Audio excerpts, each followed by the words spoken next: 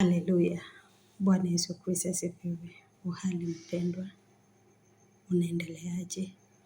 Natumai Mungu anakulinda na anakutenda mema.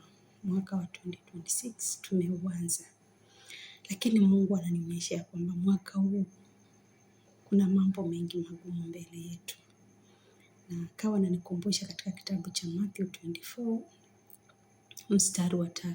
Naweza anzia penyewe kiendelea pale chini. Wanafunzi wakimuuliza, tuambie dalili za mwisho wa dunia na kuja kwako zitakuwaje? Akawaambia mtu asiwadanganye. Kwa hivyo wapendwa, niko hapa kukwambia kipindi ambacho tuko tunaishi,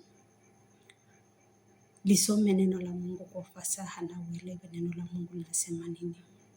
Tunaishi kipindi cha uongo. Wengi wamekuja kwa jina la Kristo, wamefanya ishara nyingi na miujiza mingi, na wamedanganya wengi, na yamkini wengi wamepotea njia.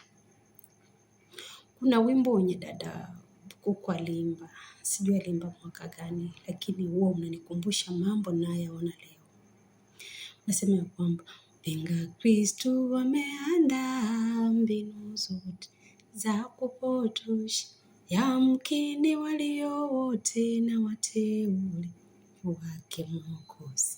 Ona sasa wamepotea, wamekufa ya bila kujua, Shetani amewafanya kuwa chombo cha kutenda maovu. Ona sasa wamepotea, wamekufa ya bila kujua, Shetani amewafanya kuwa chombo cha kutenda maovu. Haleluya, ni ukweli. Kuanza wokovu tulianza na roho, lakini mpendwa, kumaliza wengi naona tunamaliza na mwili. Tulianza na roho, lakini mwisho wengi tunamaliza na mwili.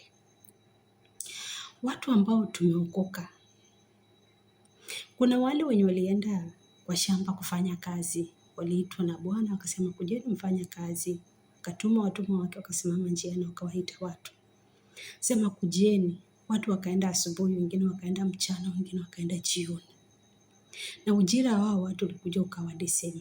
Wa kwanza wakalalamika, wakasema mbona sisi tulikuja mapema, mbona tulipwe sawa na wale wenye wamekuja jioni? Itategemea bidii yako.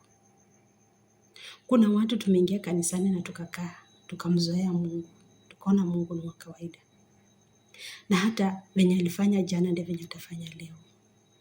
Mungu si wa kuzoeleka. Mungu hazoeleki.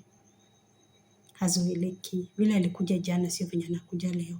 Ana njia nyingi za kututembelea.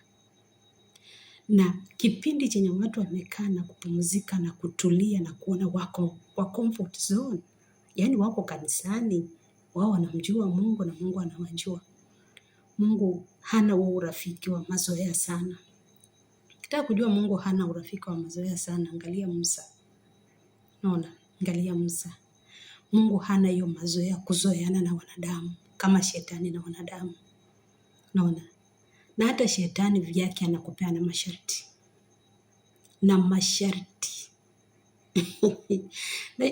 Na hurumia wale ambao wanafanya shortcut.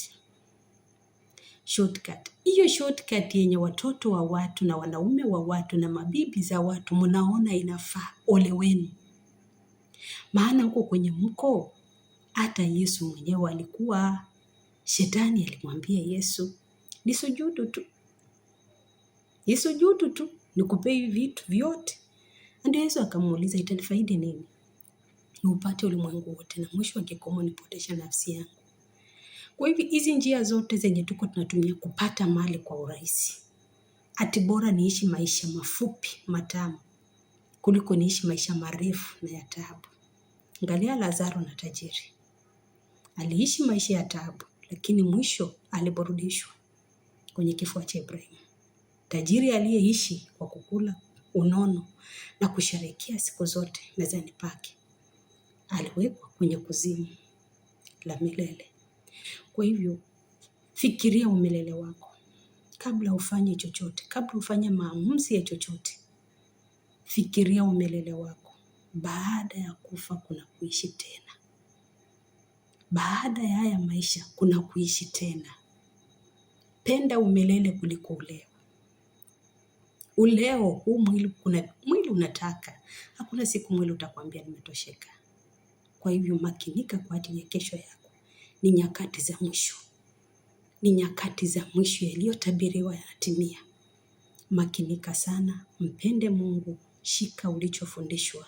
Maana Kristo anakuja kumlipa kila mtu ujira wake. Mungu wa amani akubariki na kutenda mema.